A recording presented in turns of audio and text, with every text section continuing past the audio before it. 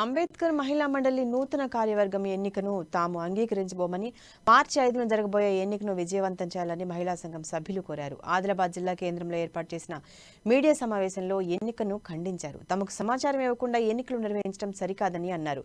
ఈ ఎన్నికను ఒప్పుకోబోమని చెప్పారు.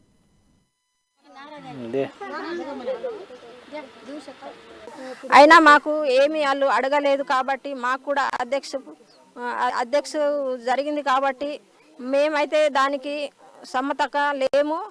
మళ్ళీ 5వ తారీఖు రోజు ఎలక్షన్ జరుగుతాయి కాబట్టి అప్పుడు జరిగిన దానికే మేము సమ్మతంగా ఉంటామని అంటున్నాం.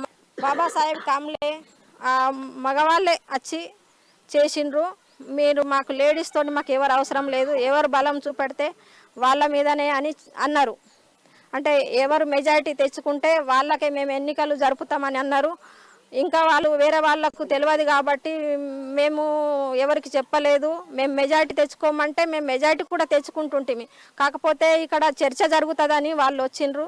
చర్చ కాకుండా ఎలక్షనే జరిగింది. सहमत मी नाही आणि ही माणसाने अशी गडबड करू नये.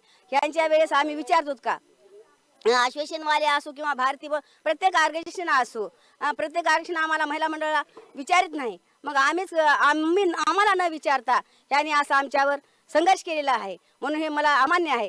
जरी मला अध्यक्ष गौरवाध्यक्षची पोस्ट जरी दिली असेल हे मला अमान्य आहे. मी सर्व समाजासाथ आहे, सर्व हजारो समाज एकड आहे. అయినా